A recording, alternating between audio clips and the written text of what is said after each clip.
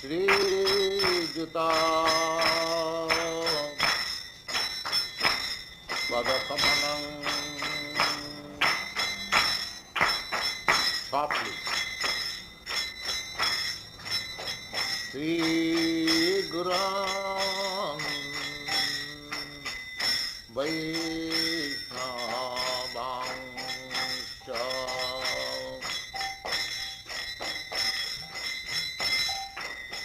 Sri Rupam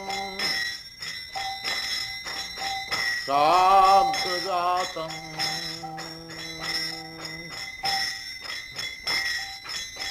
Sahagana Raghunathanvitam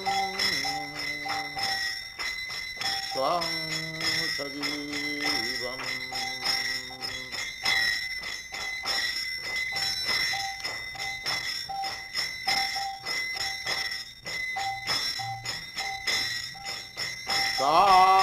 Sadaitam Savadhutam Parijana Sahitam Krishna Chaitanya Devam Sri Radha Krishna Padan Sahagana Lalita Sri Vishakhanvitam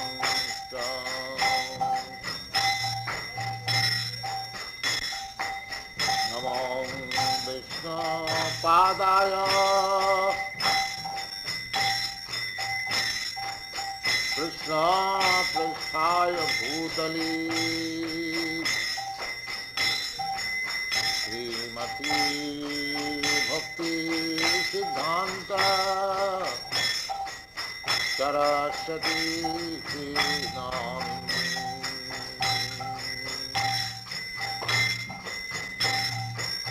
Sri Varshabhanavi Devi Gaitaya Pripadhai Krishna Sambandha Vijnanam Dayini Prabhavi Namaha Madhurjayujjala Pramadhya Sri Rupanuga Bhaktivedanta Sri Gaura Karuna Shakti Vidyahaya Namaste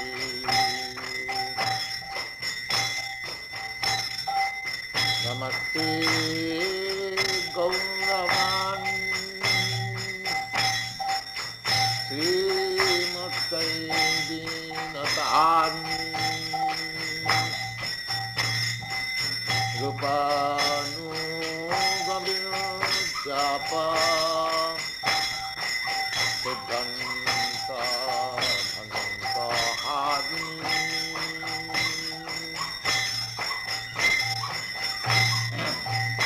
Nama Gaura Kisaraya Sakshat Vairagamatai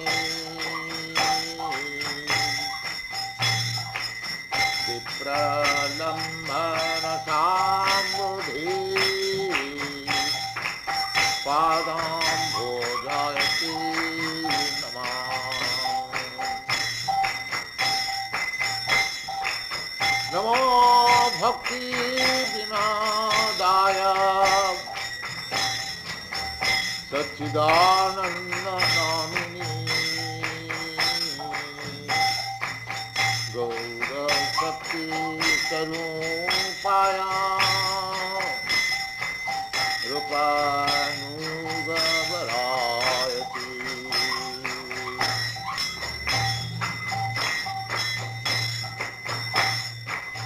गौरयाविर्भावभूमेष्टं निर्देशा सज्जना प्रिया वैष्णव सार्वभौमश्री जगन्नाथाय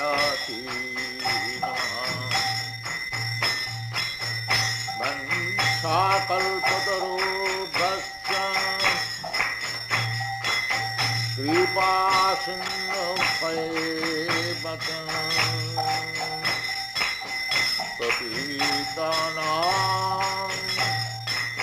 पावनेभ्यो वैष्णवेभ्यो नमो नमः।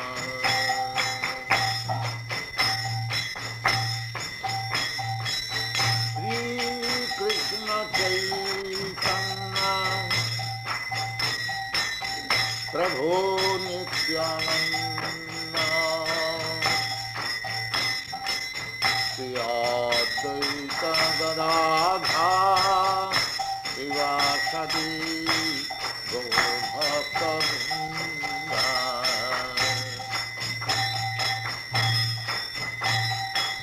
नमो महावदान्नाय कृष्ण प्रेम प्रदायते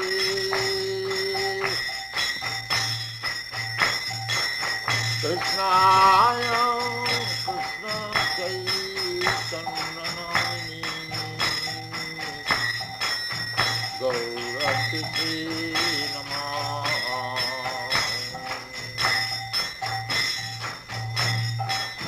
पंचतत्त्वात्मकं कृष्णं भक्तमुपसरूपकं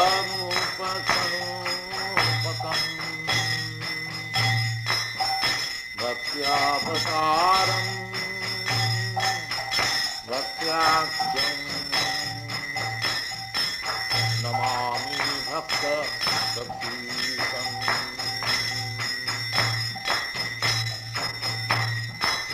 हे कृष्ण करुणा सिंधु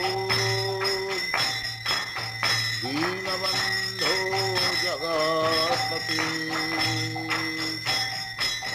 गोपीश गोपिका कांत राधा कांत नमस्तुते।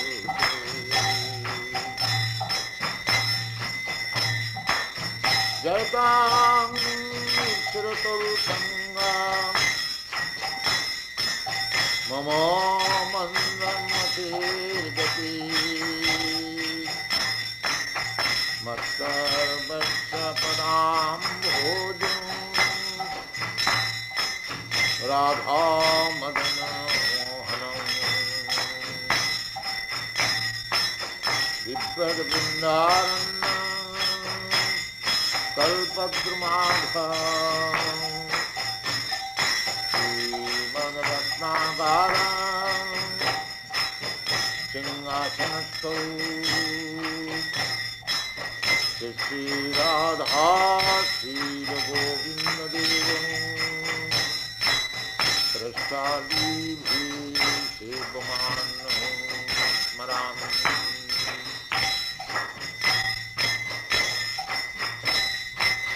श्रीमान रासरसारम्भी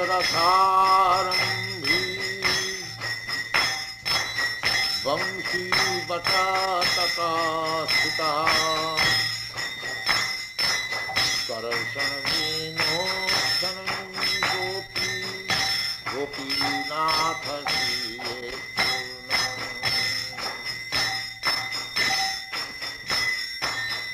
हरे Krishna Krishna Krishna Hare Hare Hare Ram Ram Ram Hare Hare.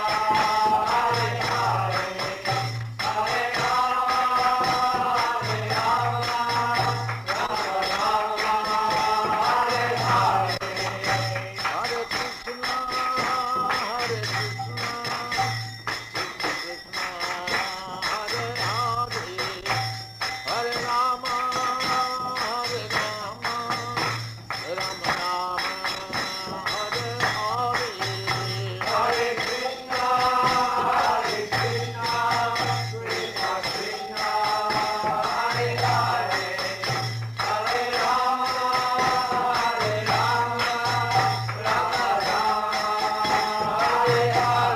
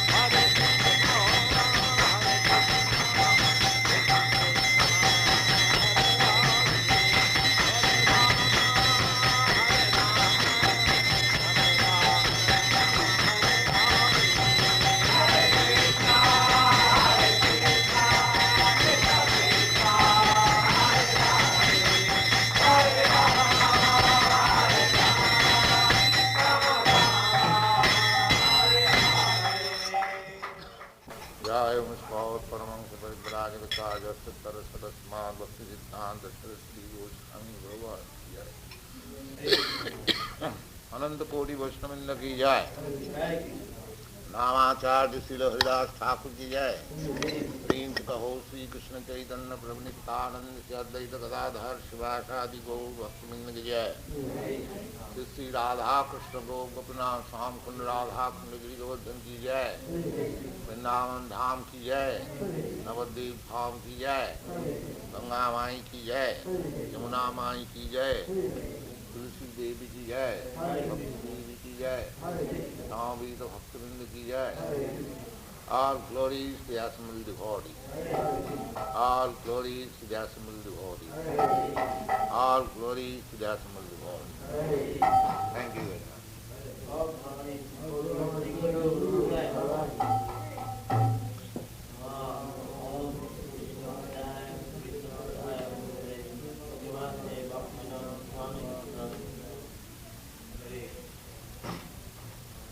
Please come forward.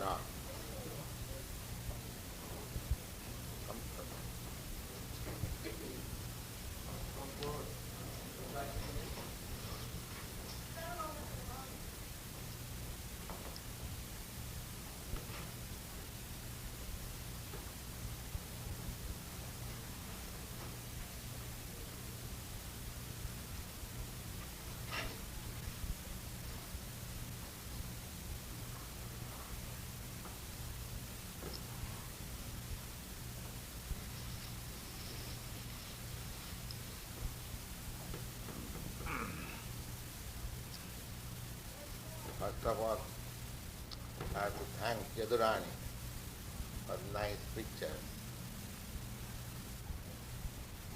She is giving us light about spiritual understanding. So Krishna will bless us with fertile energy for Krishna consciousness. Thank you.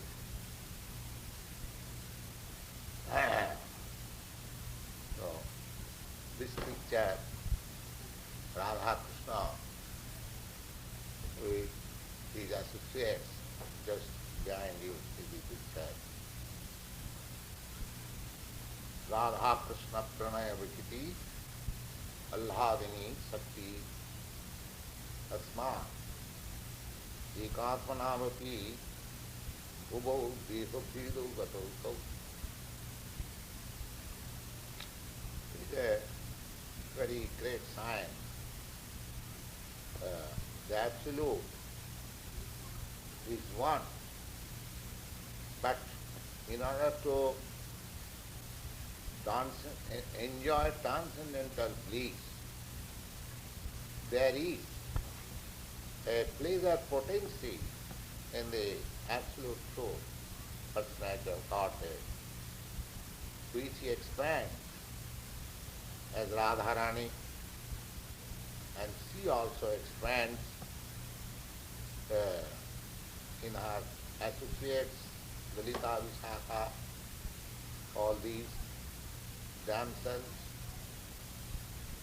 So, in this material world, the reflection, perverted reflection of that pleasure potency is there.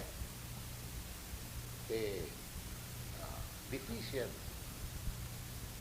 is there. Yet we cannot have any pleasure on a permanent basis. Real pleasure is eternal. Ramante yogina anante satyanande siddhartha. Therefore, yogis, they try to enter into that eternal blissful life. It's like diseased person who is actually serious about a healthy life has to undergo certain restriction by the physician in order to quickly get out of the disease condition. Similarly, if we want eternal bliss, we are hankering after bliss, but we do not know how to enjoy eternal bliss. That prescription is here instructed by Maharaj Rishabh to his son, that tapodivyam putraka, my dear son, this life, this human form of life, is not to waste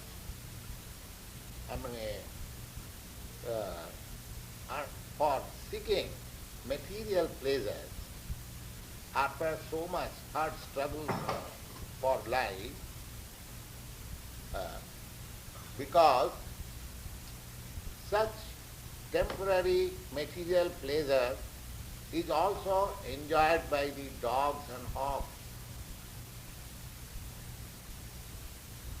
So, human life is not for wasting the valuable asset simply in the manner of dogs and hogs. We have got responsibility. The soul is transmigrating from one form to another body. And this human form of body is just suitable to prepare yourself how you can enter into that transcendental platform of bliss of Radha Krishna. You are seeking pleasure, but you do not know how to achieve that pleasure. For achieving that pleasure, the prescription is here, tapodivyam. You have to undergo certain principles of austerity, my dear son. Divyam, for achieving the transcendental pleasure in association with the Absolute Soul.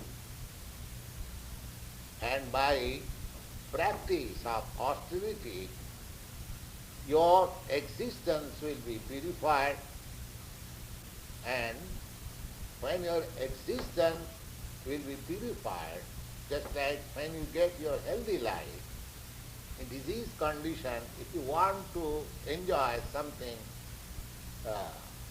very pleasing, you cannot. Just like in jaundice, a man suffering from jaundice, if you give him sweet candy,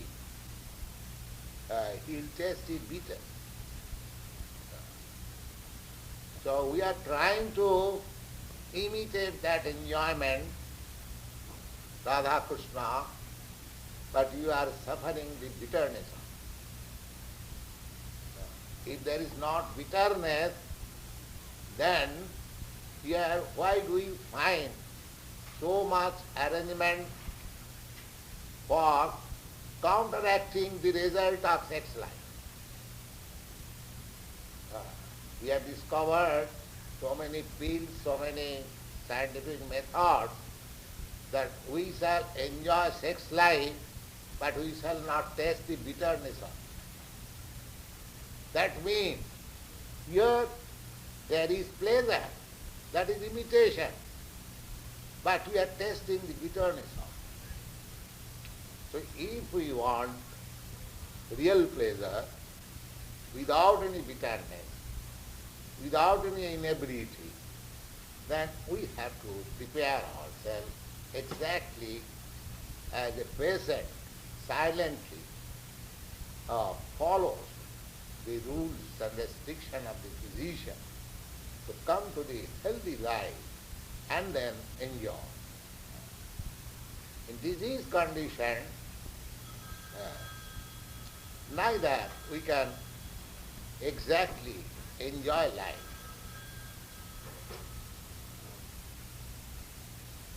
So, this material conditional life is disease condition that we do not know. And we are trying to enjoy in this disease condition. That means we are aggravating the disease. We have to continue. We are not curing the disease. That's why the physician gives some restriction. My dear patient, you do not eat like this, you do not drink like this, you take this pill. So there are some restrictions and rules and regulations. That is called tapasya. But if the patient thinks that why shall I follow all these restrictions? I shall eat whatever I like, I shall do whatever I like, I am free, then he will not be cured. He will not be cured. So, voluntarily accepting the principles, the restrictions as laid down in the scriptures will gradually cure my material disease. Tapo divyam putraka jena suddhet satyam. Satyam means my existence. This is now not purified. Therefore we cannot enjoy. What we are enjoying, forcibly, we are tasting the bitterness of it. If we want real enjoyment, then tapo divyam putraka jena satyam suddhet. Suddhet means become completely purified, your existence. And what will be the result? The result will be Suddhe Jasmat Brahma Sokham. When you attain that purified stage of life, you will enjoy eternal, endless enjoyment. Brahma Sokham. Brahma means Brihatya Dhingatya. Brahma means which has no limit and which is always increasing. It has no limit, still it is increasing. That is Brahma. Brihatyad Vringhanatyat iti Brahma. Just like in the Sikhastak given by Lord Chaitanya, it is said, Anandam Mudivardhanam Pratipadam Punnamrita Aswadanam. So, by he is describing that by chanting this holy name of God, your heart will be cleansed of all dirty material contamination. Itadarpanam arjanam bhava mahadavagni nirvapanam. And then we will be free from all blazing anxieties of this material existence. There is always anxiety, blazing anxiety. People do not care of it. They are thinking, let us go on like this. There is no solution of this blazing anxiety, but there is. And unfortunately we do not take care of it.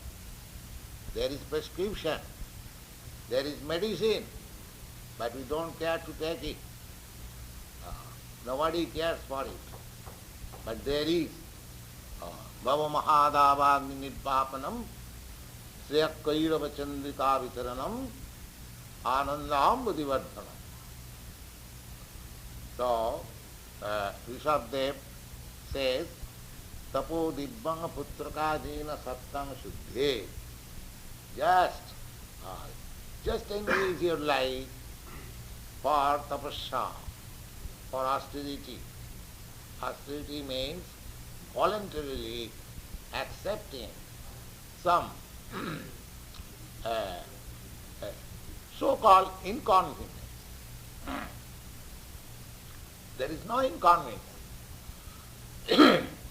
Just like according to our principle, Vedic principle, we say, do not indulge in illicit sex life. There is no I mean to say complete stoppage of sex life. Because in this world, the last word for material happiness is sex life. Therefore, so long we have got this material body, as we require to eat, as we require to sleep, as we require to defend, similarly we require sex life also. So that is not forbidden.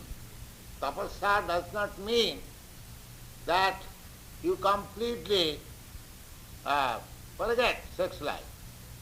If that is possible, that is very good. But if it is not, then restricted, regulate, that is called tapasya.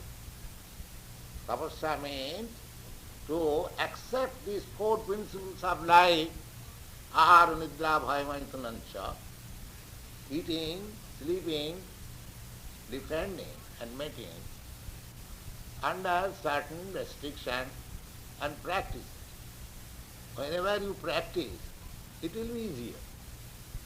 There is a nice Bengali verse, Sharirer naam mahashaya jasahave tai soy. Now, this body is so made that if you practice something, you will feel no inconvenience. Just like in India, of course it is tropical country, there are many saintly persons still. They are sitting in open place, even in winter season. I have seen it. Simply they have got one little blazing fire before them, and they are very happy. There is no necessity of gorgeous dress or woolen coats, nothing. So it is question of practice. If you practice, abhyasa yoga yuktena, cetasa nanugamina, the Bhagavad Gita says that by practice, abhyasa yoga, practice means abhyasa, one can paramang purusam upaiti, one can go back to the Supreme Personality of God.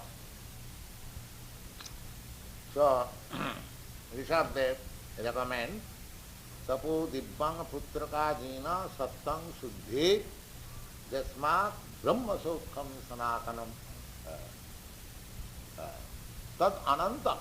Brahma sokham means unlimited. We want actually unlimited life, unlimited pleasure, unlimited knowledge, but that is not possible in this conditional life. So, this liberation from material condition is recommended.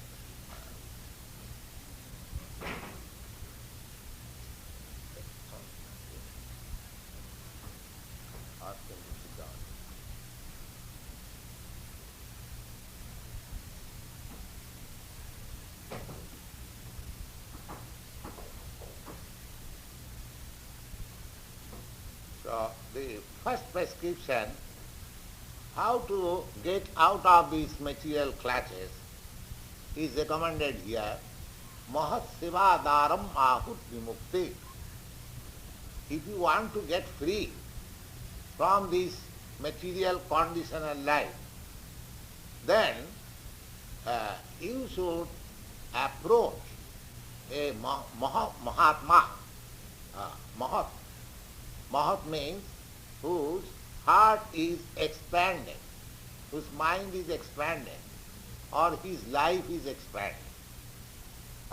Mahat Seva.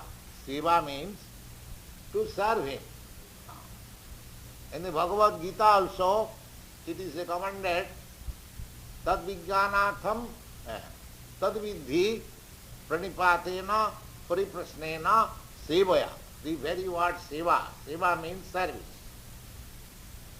You have to approach a person who knows this science, how to get out this material conditional life. And then pranipata. Pranipat means just surrendering unto him. Pra means fully. Prakishtena nipata, fully surrender. Tadviddhi pranipatena pariprasnena. Surrender does not mean that you are not allowed to question or inquire. The questioning and inquiring must be there. Otherwise, it is nothing like imposing something, that you have to act like this. No. In the Vedic literature, there is no such thing, that something is forced upon you, dogmatically. No. In the Bhagavad Gita, you will find that Krishna, after instructing Bhagavad Gita to Arjuna, he says, my dear Arjuna, I have now explained to you the most secret thing of the secret. Now you just fully consider and do whatever you like. He does not force, that you have to do it. The spiritual master, the representative of Krishna or Krishna, does not force anything. And that will not act. Even in ordinary dealing, even to a child, if you force something, he will protest. Therefore, the force cannot be employed. One has to understand with intelligence, with cool head, the spiritual science, but you have to approach to a person who is actually in the knowledge of spiritual science or science of God. Therefore Bhagavad Gita gives this direction, tadviddhi pranipati. But where you have to learn the spiritual science, you must have to find out such a person where you can surrender yourself. Without surrender, without serving him, there is no meaning of inquiry. Inquiry should not be made to a person whom you do not believe to be authority. Otherwise it will be simply waste of time. If you want to inquire from the authority, first of all you have to find out whether you have approached a person who is really authority or not. If you think that this man, this person is really authority, then you surrender there. Otherwise, there is no meaning of imitating that, so many persons have accepted this person as spiritual master or authority, or let me also accept. No. Bhagavad Gita does not say like that. Bhagavad Gita says that you try to understand the whole spiritual science very nicely. And if you think the man who is instructing you is actually the authority, then surrender. Then accept him as spiritual master. Not blindly or dogmatically. Try to understand. Similarly, in the Chaitanya Charitamrita also, it is said, Chaitanyer dayar katha karoh vichar. The contribution offered by Lord Chaitanya, you just put it into scrutinizing test. Just try to understand it by your scrutinizing reasoning power. But if you try to understand with all your reason and argument, you will feel something sublime. Not that you accept it dogmatically. Chaitanya dayar katha karaho vichar, vichar karile chitte pave chamatkar. But if you are intelligent enough, if you have got power to judge something, then you will find it is sublime, it is simple. So, the first prescription offered by Rishabdev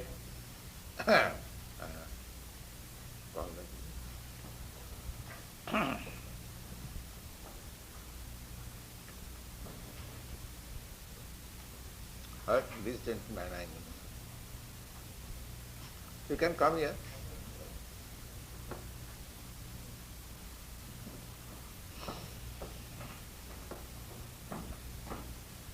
Mahat sevadara mahud vimukte. For getting liberation from this conditional life of material existence, one has to serve a great soul. Mahat sevadaram mahud mukte. Samuddaram jositang sangisangam. And if you want to remain in this darkness of material existence, then you can associate yourself with Josit. Josit means anything enjoyable. Generally, Josit means omen. Jositang sangisangam. That means those who are very much fond after omen, omenly association. If you associate with such persons, then you will continue your material existence. And Mahaseva, and if you associate with yourself with great soul, then your path of liberation will be open. Now, by this line, by this statement, we can understand that a Mahat or a great soul is completely free from association of woman. He is Mahat. Therefore, generally a spiritual master is selected amongst the renounced order of life. Sannyasi. Sannyasi means who has renounced his family life, who is no more in touch with women. Just like we have accepted the sannyasi, I have got my wife still existing in India, I have got my son, I have got my grandson, daughter, granddaughter, everything. But I have no connection with them. This is the order of Vedic life. First of all, brahmachari, student life, then householder life.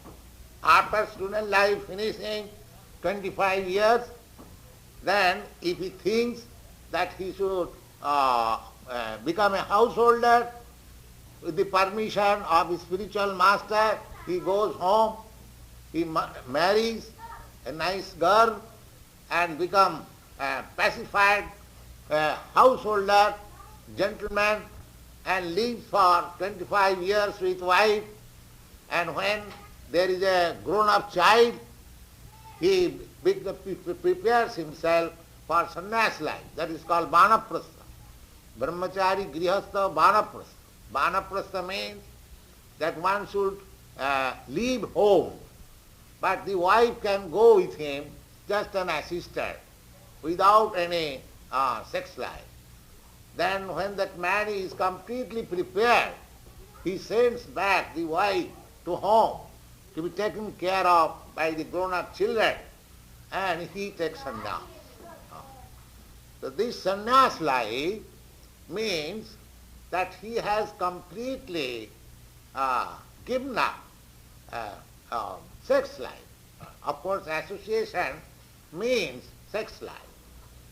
We are also here as sannyasi, we have got so many girls and ladies who are coming here, we are associating. But the renounced order life means, actually means no more sex life. So, Mahaseva. So, to become a great soul is to completely forget sex life. Because if one has still a sex life, connection with sex life, he cannot be Mahat. In other words, that if you have to select, because it is said, Mahat Sevadara Mahun Mumukte, if you want to get liberation from this conditional life, then you have to serve one great soul. But if you want to continue your conditional life of material existence, then you can associate with persons who are addicted to sex life. This is clearly said. One who is addicted to the sex life, he will continue his material existence. Maybe born in human society, or born in animal society, or born in demigod society in other planets. So long one will have the propensity of sex life, he will have different kinds of body in this material world. So, because in this material world, the ultimate happiness is sex life. Either a dog's life, or a hog's life, or man's life, the ultimate pleasure is. So one has to train himself how to get out of the sex life. So, mahasevadara mahu vimukti. So therefore, in order to get ourselves freed from sex life completely, we have to associate with a person who is actually freed from sex life. That is called mahaseva, great soul. Mahaseva dharmahud vimukti samadhyaram jositam sangasangam. Because material existence means that attraction for sex life.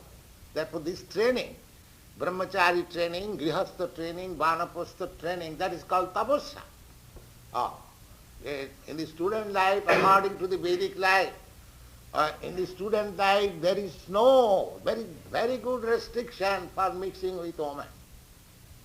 But because your country is free, not only here, everywhere, now that freedom is expanded all over the world, so boys and girls mixed together, that is not very efficacious for advancement of spiritual life.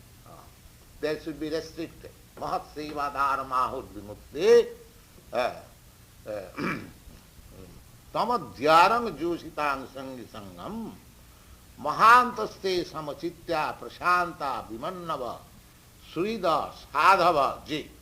These are different qualities of a great soul. What is that? The first thing is samachitya. Samachitta means equally disposed to every living entity.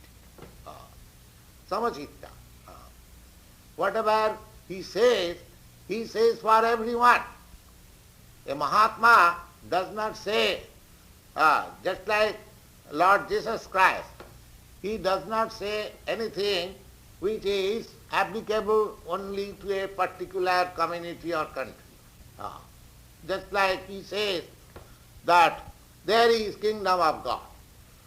So this kingdom of God there is. So one has to understand. It is not that only the Christians will understand, or the Hindus will understand, the Mohammedans will understand. That is similarly, Mahatma, those who are great souls, they are samachitta. Whatever instruction they give, that is applicable to everyone. Everyone, just like this instruction given by Rishabdev, he is of the greatest of the great soul. He says that tapodibvam, if you want to cure yourself material disease, then you have to undergo voluntary restraint. That is called tapasya. Voluntary restraint. Yes. So mahantaste samachitya, samachitta means equally disposed. He is not such a person that he will say that serve the human society and kill the animals. No. He will say that serve the human society, serve the poor animals also. That there is a means how to serve both animals, man, beast, trees, aquatics, reptiles, there are 8,400,000 of living entities, different bodies. So, what about a Mahatma or a great soul will say that is applicable for everyone, every living entity. That is called samachitya and prashanta. Prashanta means peaceful. Peaceful means one's senses does not disturb the person. He is called prashant. Prashanta means peaceful. When peaceful? When a man is peaceful. A man is peaceful when his mind is controlled, his senses are controlled. Then he is peaceful. Otherwise one cannot be peaceful. Peace does not come outside. Peace within yourself. If you practice the yoga system, the meditation system is simply how to control the senses and the mind. The different postures, the different gymnastic system is that helps the bodily construction to control the air passing within the body in such a way that your mind becomes in equilibrium and your senses become controlled. That is called prasanta. Samachitya, prashanta, vimannava. Vimannava means he never gets angry. Never gets angry. Because he is to teach. Just like we see very excellent example.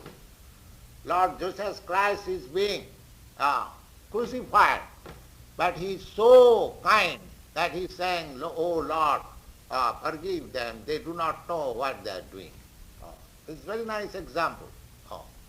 Vimannava, without any anger. He does not curse, "Oh, you are crucifying me, you go to hell, you go to..." No. All that. Because he knows that these rascals, they do not know. If I still put them into a difficulty, then there is no salvation. So these are the qualifications of Mahatmas. Vimannava. Prashanta, Vimannava, Srida. Srida means well-wishing. A Mahatma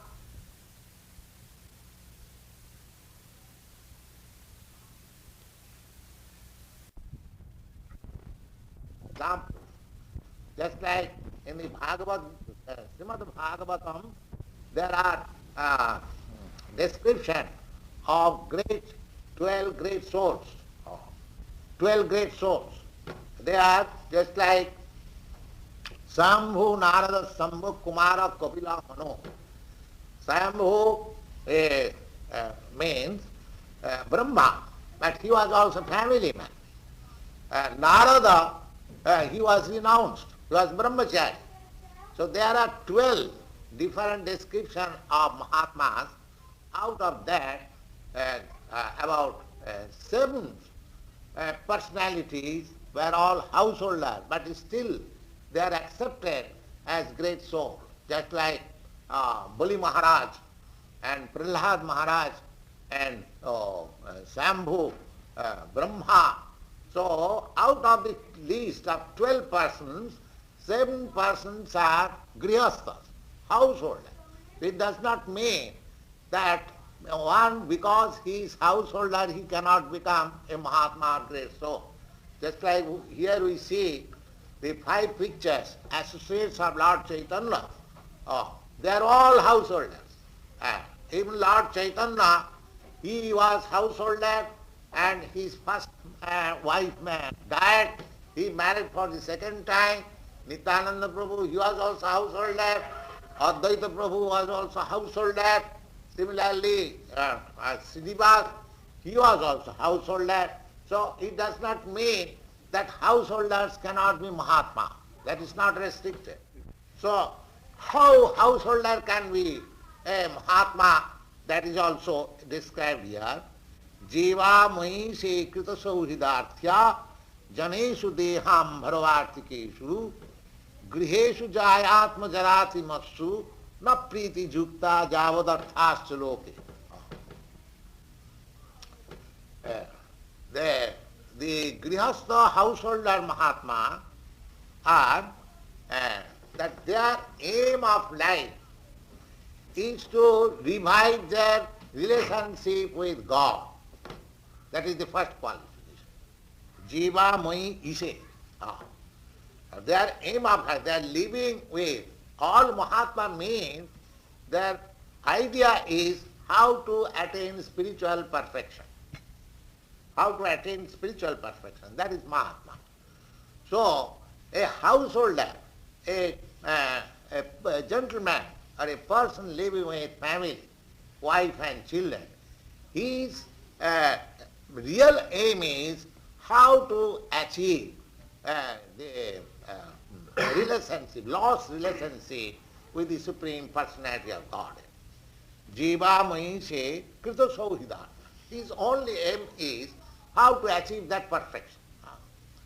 And for that, janesu dehambharavartikeshu na priti yukta. Jiva mai se krita sauhidana. Janesu dehambharavar. Therefore, he is not attached at all to persons who are simply interested in material advancement of life. There are two classes of persons. One is interested for developing a material standard of life, and one is interested for spiritual development of life.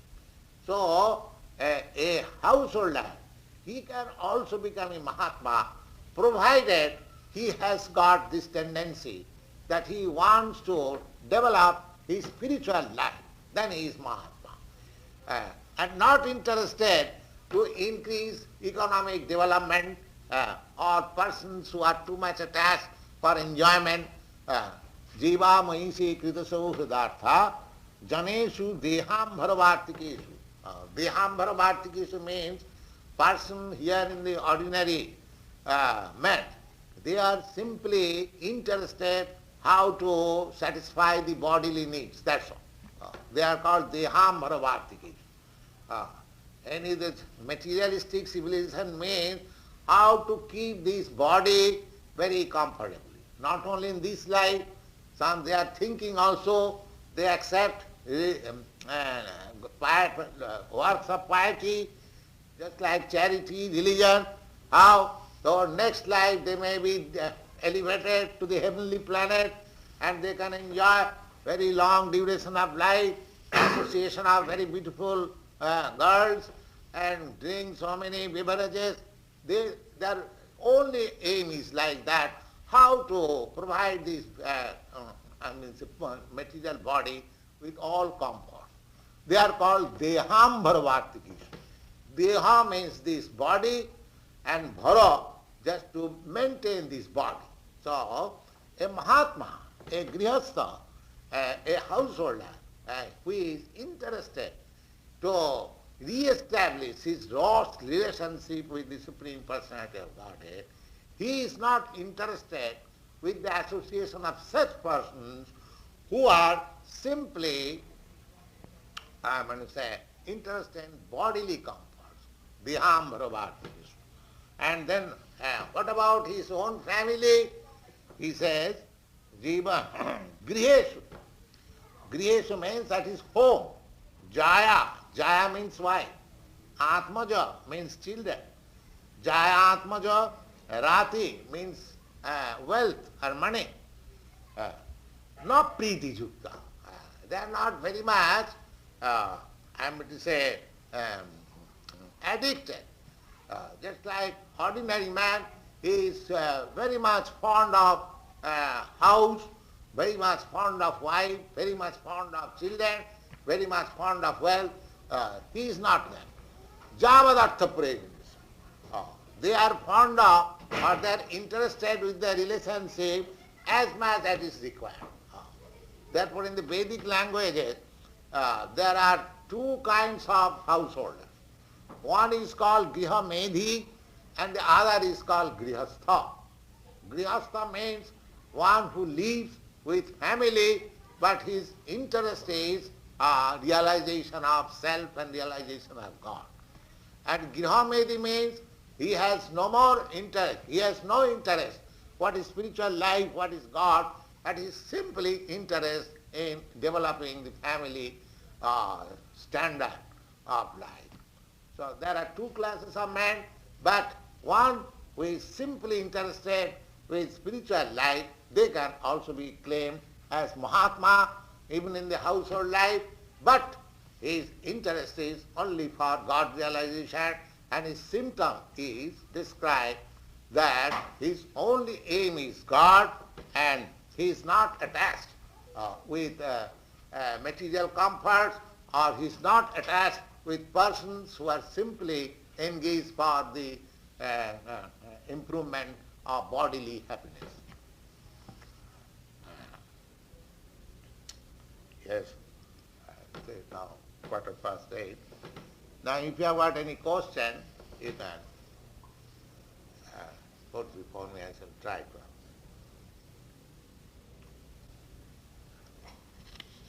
Yes. Tell us what the program is for, the term is for Hindu priest or Hindu holy man, correct term, Swami. It is not the question of Hindu. I say the description of great soul. There is either he may be Hindu or Christian, it doesn't matter. Great soul, the description or the symptom of great souls are given here. It does not say that one has to become Hindu or one has to become Mohammedan, one has to become Christian. Just like if I say, thou speak truth, don't speak lie. It is not that it is applicable to the Hindus or to the Christian. It is applicable to everyone. But in the they call it the Hindu religion. In the Hindu religion, do they have a certain title for the holy man? Do they call the holy man Swami? Yes. Yes. Swami means, I have described, that who has conquered over the demands of the senses. That is Swami. Swami means who has attained the perfection of not being dictated by the senses. He is called Swami. Would that be the equivalent of a Hindu priest? Not Hindu priest. Hindu priest, there are many so-called priests. They are dictated by so many sense gratification. And there are many others also in other parts of the world who are restrained. So, as you inquire, what is Swami? Swami means master. And master, what does it mean? Master of the senses. Generally, people are driven by the dictation of the senses. So, if you can control your senses, then you become a Swami. Do they have a period of training, program for the training of the Swami? Oh yes, certainly. Tell me how long the program takes. That depends on the student. Yes. If you can quickly can control, there are processes. Just like we are training here, they are American boys, but we are training them in that process. We don't allow our student to have illicit sex life.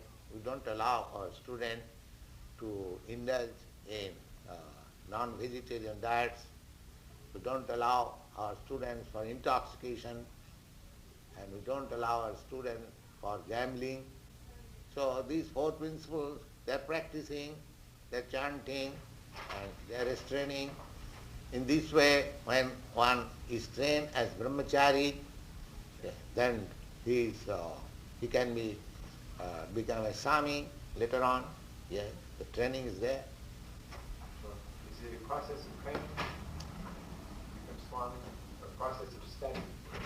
Yes, the real aim is spiritual realization. But for realizing perfect spiritual life, one has to undergo some training. Just like if one is serious of being cured of a certain type of disease, he has to undergo certain type of training or regulation prescribed by the physician. then he gets cured. Similarly, we are all materially diseased at the present time. So, spiritual life means completely freed from material disease. The material diseases are birth, death, old age, and bodily diseases. They are material diseases. Because I am spirit soul, I am eternal, I have no death, I have no birth. But because I am contaminated with this material body, therefore with the birth and death of this body, I am thinking that I am taking birth and dying. That is my material conditional life. Actually, I am not subjected to birth and death. These things are very nicely described in the Bhagavad Gita. Na jayate na mriyate va kadachit, na hannate hannamane sarire. So, the immortality of the soul, transmigration of the soul, everything is described there. So, there are books of authority. If we learn, if we be trained, then our spiritual liberation is open. Therefore, it is recommended here that one should associate with great soul. Without associating with great soul, we don't get all this information. Swami, once he has been installed in office, does he ever wear a white long coat with a white hat? Of course, this real meaning of Swami is that one who has got control over his senses. It does not mean that by wearing a different colored garments one becomes master of senses. Neither it does mean that one in man in gentleman's dress with hat and coat, he cannot control his senses. Dress has nothing to do.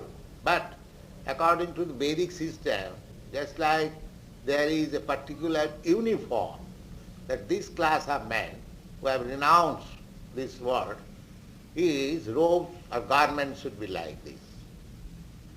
That is simply just like a policeman has got a particular type of uniform.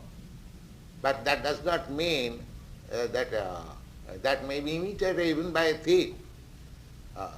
So that is not very important thing to dress. You can become a Swami even with your these hats and coats. That doesn't matter. Yes. I'm going to work to formulate this question. I don't know if I can speak it clearly. Now, it's true that a soul must evolve through perhaps many lifetimes in order to reach the point at which it is ready to attempt renunciation, right? No. Renunciation, that depends on your understanding. If you understand that this thing is not good, you can renounce it immediately. But in order to reach the level at which you can understand... No, there is no question. It is a question of understanding. If you understand in a minute, that depends on the student to understand. Something, this is bad, this is good. Now, if you understand it properly, that this is not good, bad, then you can renounce it immediately. Param drishtani vartate. So that depends on your capacity to understand what is good, what is bad. If you think that this material existence, repeated birth and death, and changing this body is not good, then you can immediately renounce and you can prepare yourself for spiritual life. But if you think that doesn't matter, I am repeating my birth and death, it is good, then you cannot renounce. Well, let's take the situation of an individual Yes. who is very deeply addicted to the senses, say to sexual... That is only practice. There are processes by which you can give up too much addiction to sex life. There are processes. Processes which would not fall into the category of what a psychiatrist would call depression, something that would cripple the mind in some other way? No. Why? Therefore I say, if you think it is good, That's, first of all you have to decide whether sex life is good or bad. First of all you have to understand this. If you think that sex life is very nice, then how can you give it up? It is not possible. you have to approach through jnana. Yeah, again, that is called knowledge. Yeah. But it is a fact that sex life is not good because there are so many inebrities. Just like modern civilization, they prescribe contraceptive method. Why? Why? Unless there is some bad results of sex life, why they are prescribing this medicine? Why? If it is good, then why the medicine counteracting? Therefore it is to be accepted, it is not good. By reason. Why there are contraceptive methods? Let everyone enjoy sex life and let the result be there. Why contraceptive method? Therefore it is not good. Prevents the reproduction of human species. That means that is not good. You think that is not good, therefore the process is not good. If the result is not good, then process is not good. Well, the result would be so many children, you wouldn't be able to feed them all. Or that you can voluntarily do. That is brahmachari. That is restraint. That is mahatma. That is a recommended in Vedic life, that you can have sex life only for children. That's all.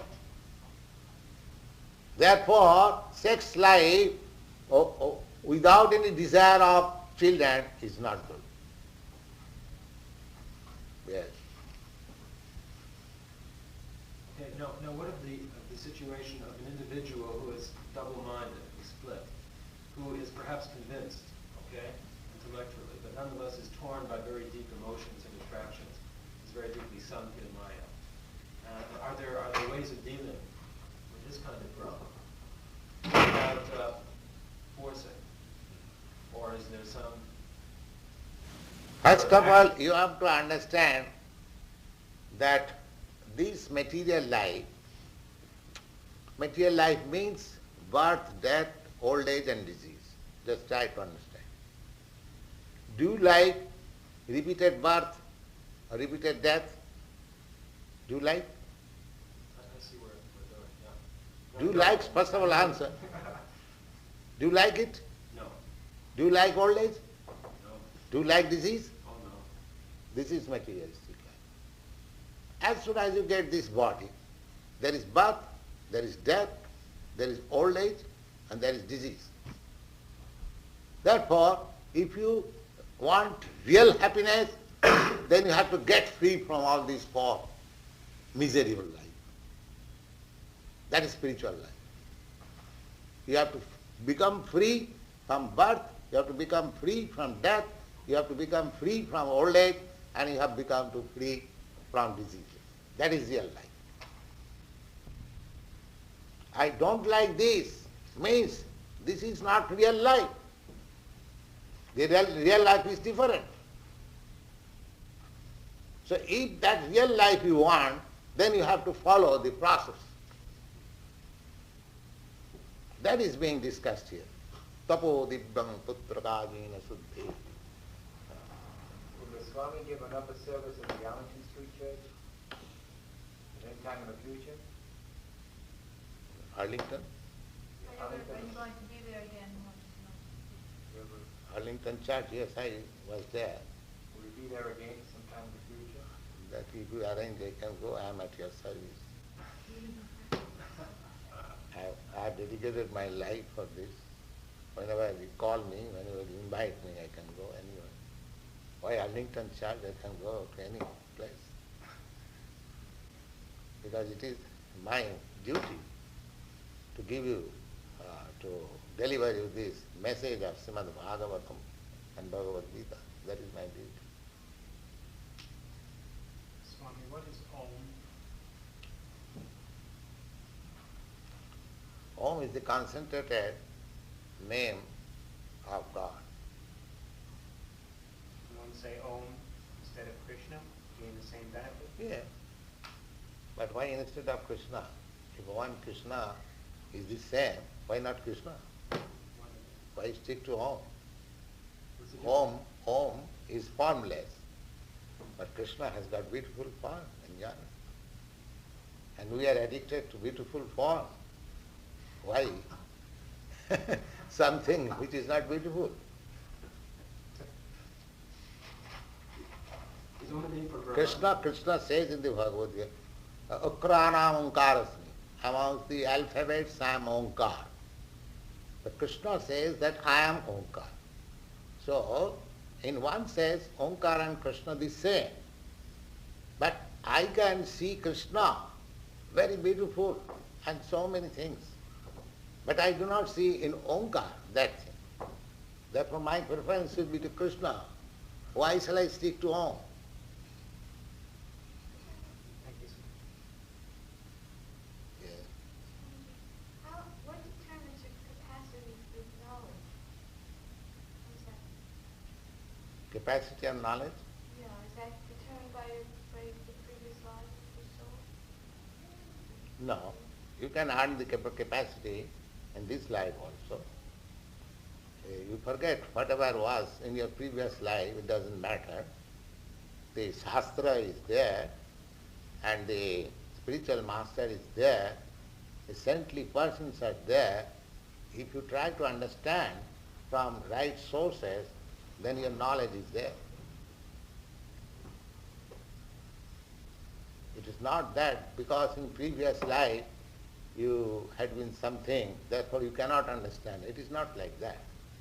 You, as human being, you have got the capacity to understand. Just like I am explaining, that do you like death, do you like birth, do you like disease, do you like old age? Everybody else says, no, I don't like. Then the next point is, that if you want to avoid it, if there is any process, do you like it? And certainly you say, yes, I like it. So this is the common sense affair. It doesn't require any great achievement or pre-education. These are called common sense things.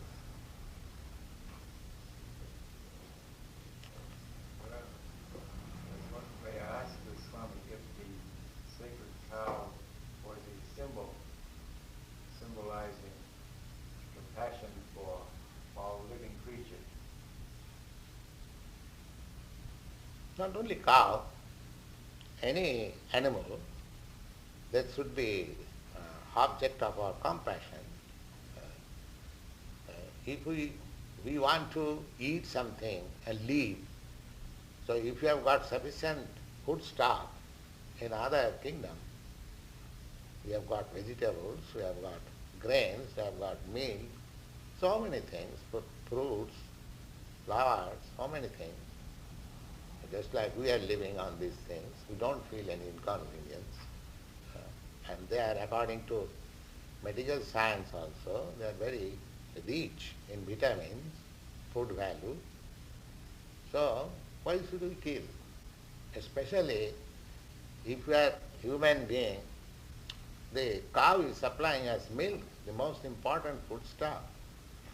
So, instead of giving protection to the cow, if we kill, do you think that is very sensible thing? No. I am supplying something very nice, and if you kill me, is that very good gratitude? So at least in human life, these senses should be there. Cow protection is recommended in the Vedic literature because it is giving the most valuable food stuff, milk.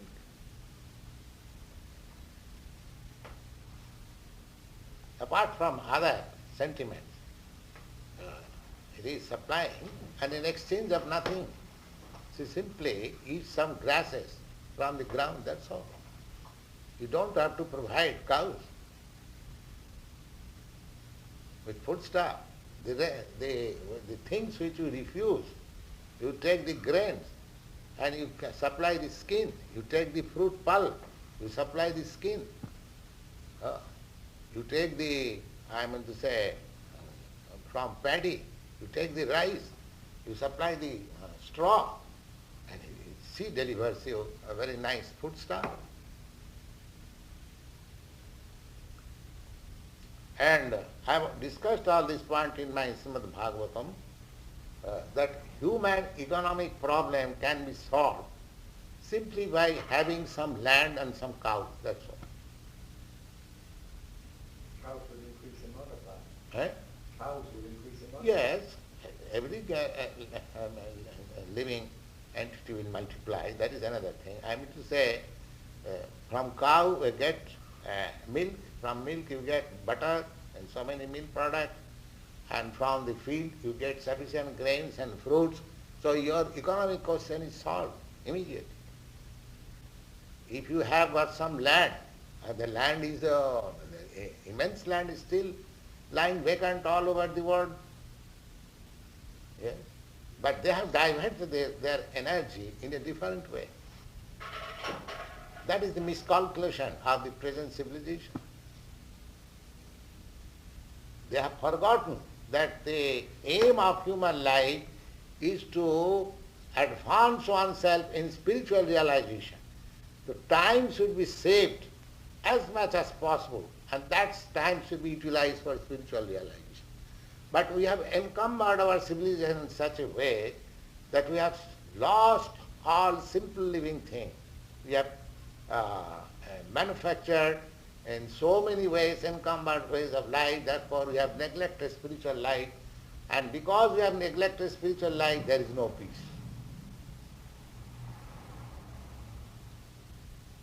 If you want really peaceful life, then you have to make your material necessities simplified and engage your time for spiritual cultivation. Then you will have peace. And that is the best type of civilization. Plain living, high thinking. Now at the modern age, the high living and plain thinking. Eating, sleeping, mating, this is plain thinking. This thinking is in the animals. They are also thinking what to eat, what to live, how to defend, how to have women for sex life. These are problems in animal life also. So if we keep that animal life problem, at the same time we claim that we are civilized, is it very nice? Civilization means how to get out of this material miseries, birth, death, disease and old age. That is a real advancement of civilization. If there is any way and means to get out of these problems, then we must adopt in this human form of life. And that is possible in this human form of life, in no other life.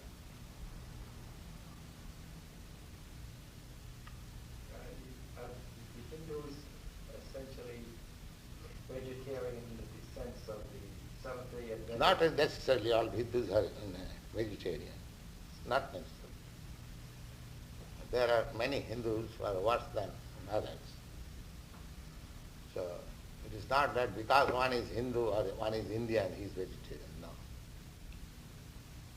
But generally, Hindu culture is based on this Vedic civilization. So those who are strictly following, they are following the rules of Vedic.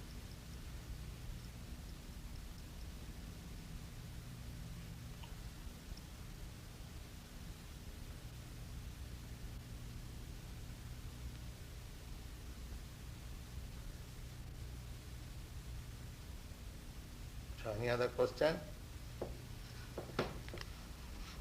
Yes, you can ask. We are very glad to discuss how this should be discussed. Well, I don't feel that the issue I brought up before was entirely clarified, at least in terms of...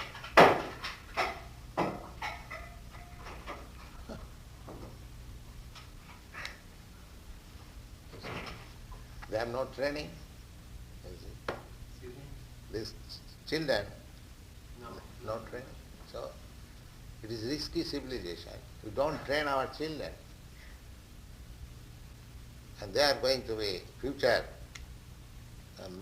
Child is the man, father of man, or what is called? Child is the father of the man. Yes.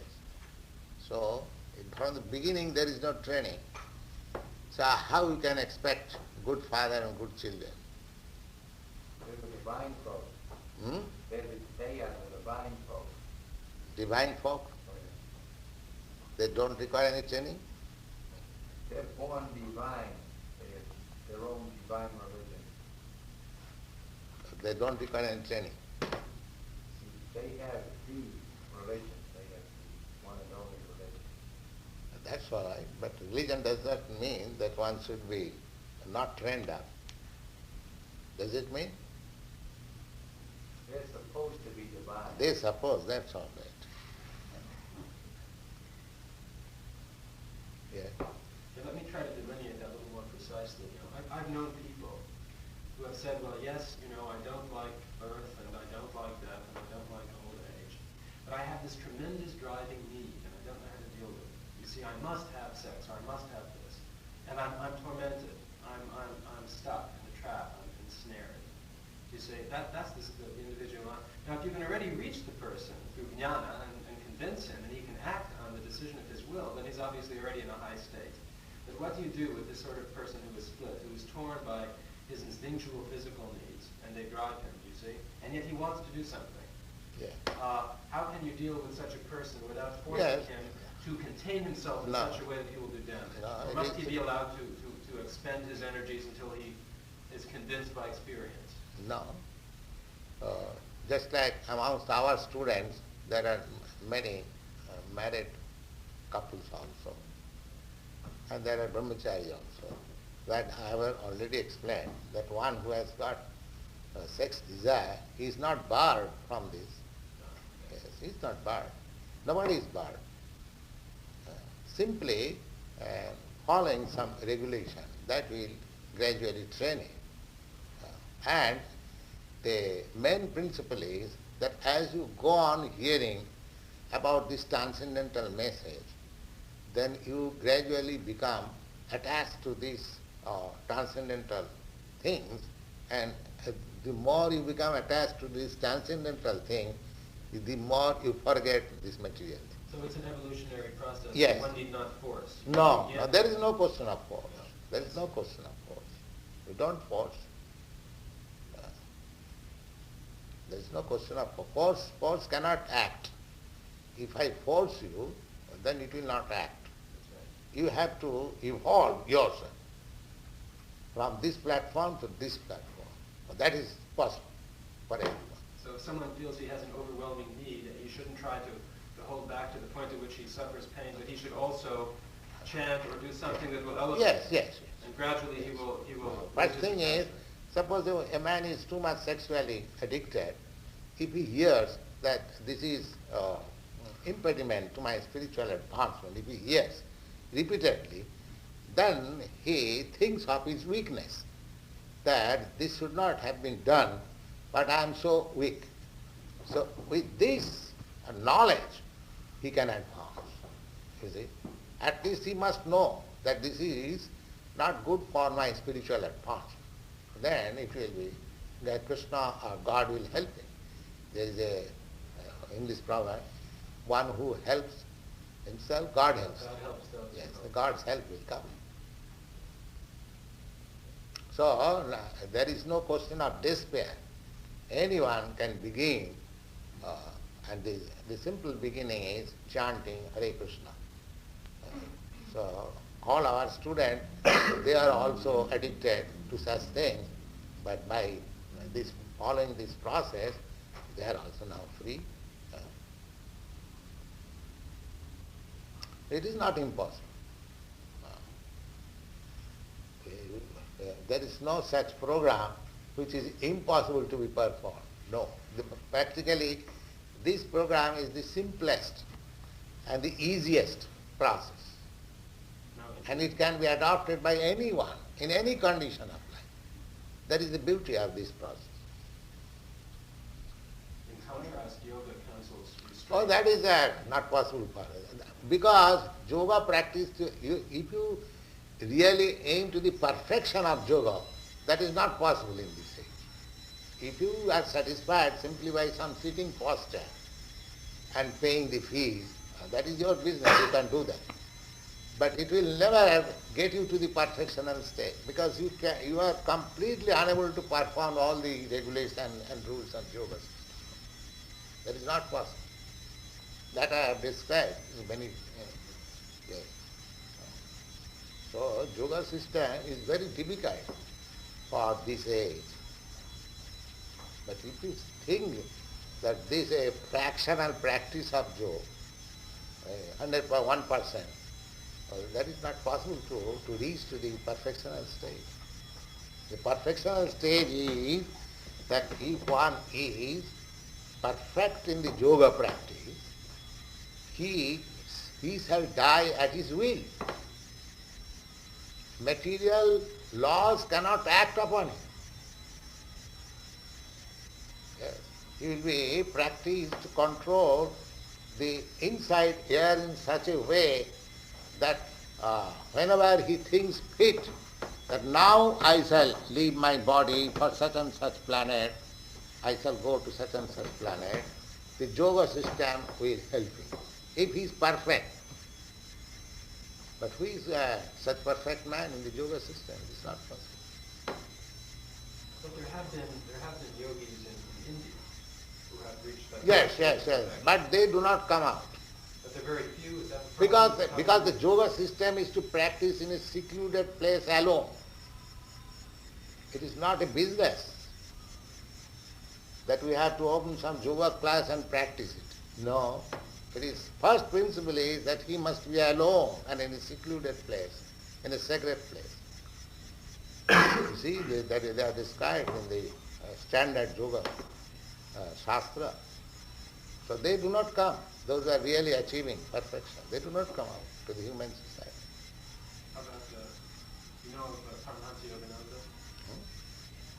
Have you heard of Paramahansa? Yes, I have heard about it. But I say the real yogi, they do not come out. But it's because that will fail.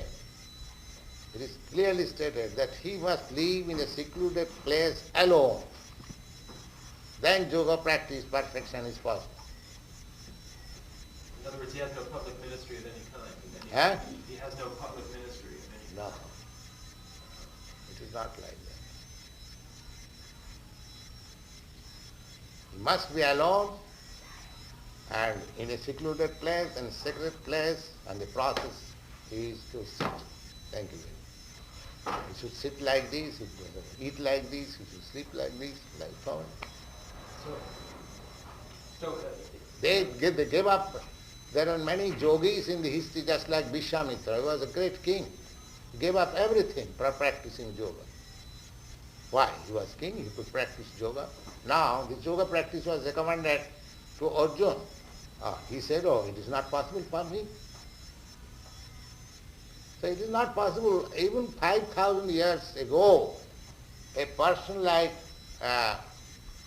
Arjuna, he refused. It is not possible for me. How ordinary man, who has not practiced in controlling the senses and other things, no, it is not possible. The yoga practice is accepted as a standard way of self-realization. That is all right, provided it is 10% properly executed. That is 10% properly executed. Yes. But that is not possible in this age. Nobody can do that.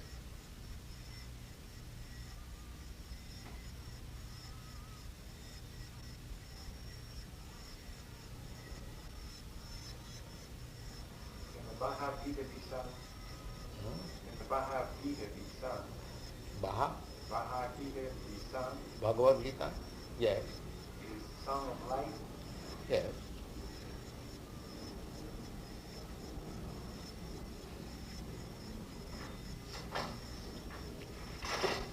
All right. Now, have some people chant Hare Krishna.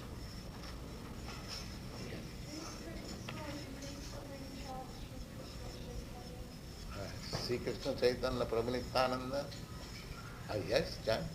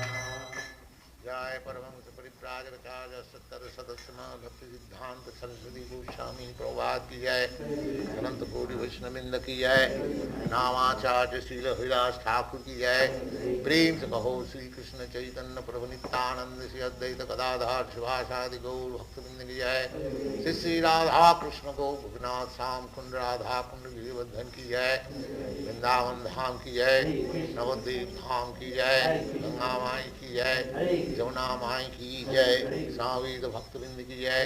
All glories to the Assembled Devote. All glories to the Assembled Devote. All glories to the Assembled Devote. Thank you very much. All glories to Sri Guru.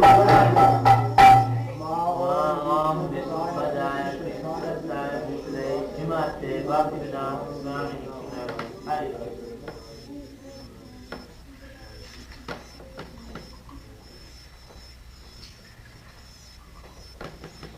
Distribute prasad.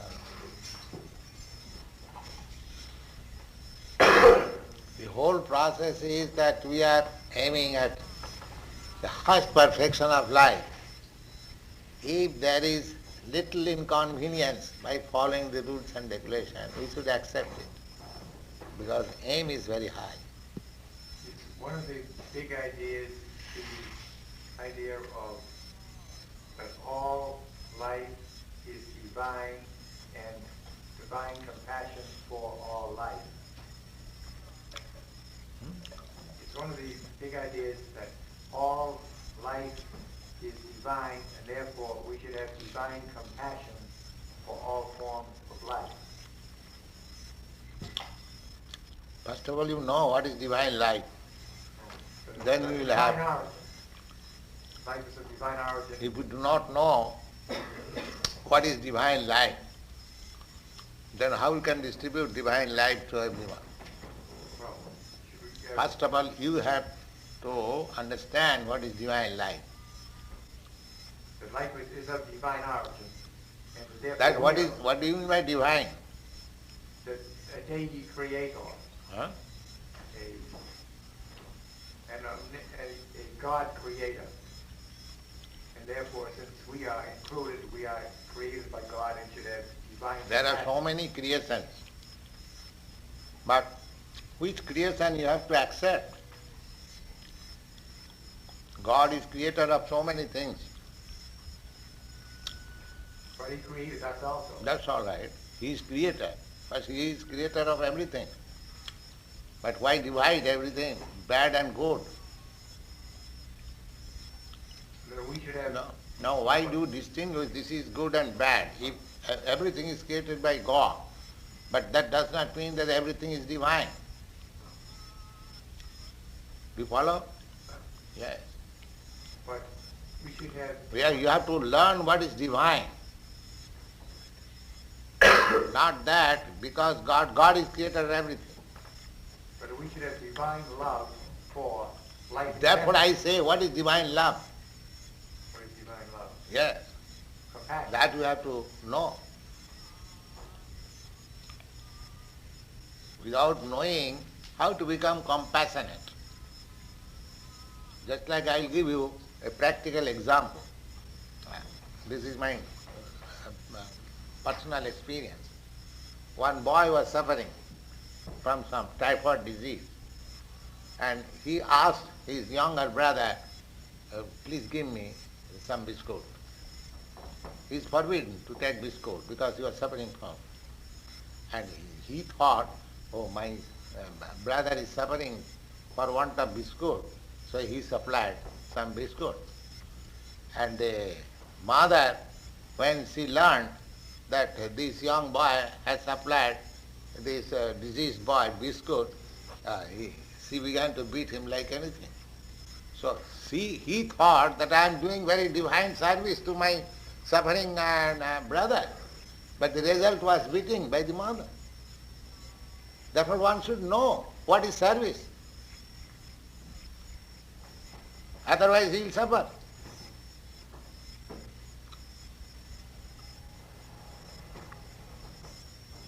Well, Without knowing what is divine service, one cannot be divinely compassionate.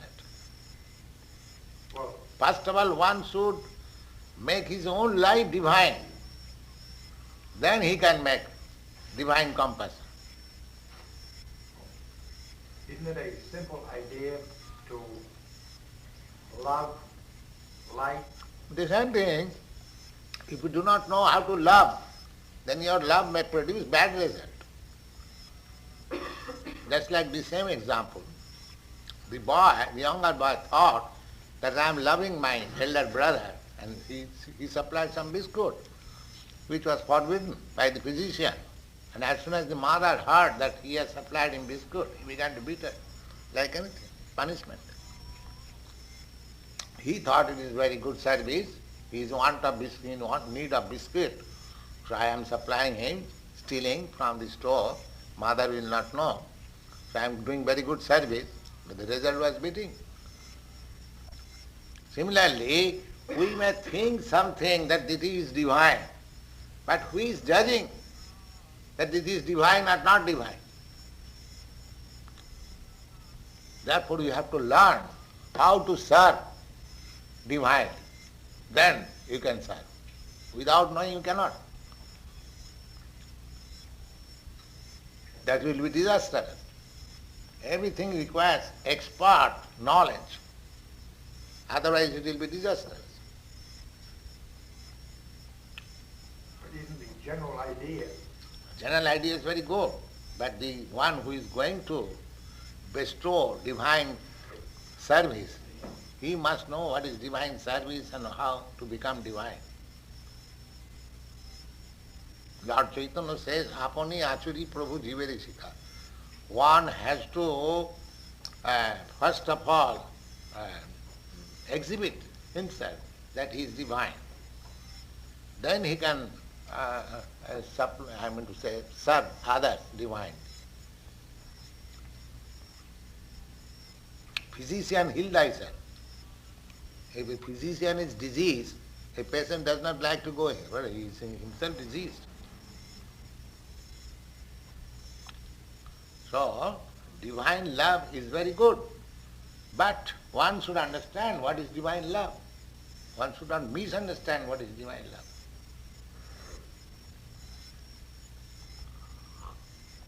Just like in the material world, lust is accepted as love. A boy is loving a girl is loving, there is lust, there is not love. But it is going on in the name of love. The boy wants to enjoy the girl wants to enjoy the boy. And that is going on in love. Love is not like that. Love means I enjoy or not enjoy, I love you. That is love. Just like Cowper said, England, with all thy fault I love you. That is love. There is no return. Just like Radharani's love to Krishna. She does not require any return. You see? Krishna left Vrndavana, Radharani, and their whole life remained simply crying for Krishna. Krishna never returned, but still they loved Krishna. That is love. That love is being shown by Chaitanya Mahaprabhu. Where is Krishna? Where is Krishna? That's Radharani's separation, love in separation. So, love means without any return, without any sense gratification, without any consideration. That is love. Aslishya, that is Chaitanya Mahaprabhu. Aslishya vapadartang pinastamam marmahatang kurutu bhadarsanha. The lover is saying to the beloved, either you embrace me with love or you kick me, trample me down under your feet. And if you make me broken-hearted without meeting me, so whatever you like you can do, still I love you. That is love. That is only possible to love Krishna. That is not materially possible. Here, the so-called love means he or she wants some return for sense gratification. So here, the so-called love is lust. It is going in the market as in the name of love. There is no love. Is this Krishna in this painting here? Right here. No, the next one. He is Krishna, yes. He is loving the cup. Does it say cup? Yes. The cup has come to Krishna like this and is embracing. Yes, come on. Doesn't that picture... Just see, the calf has no education, no knowledge,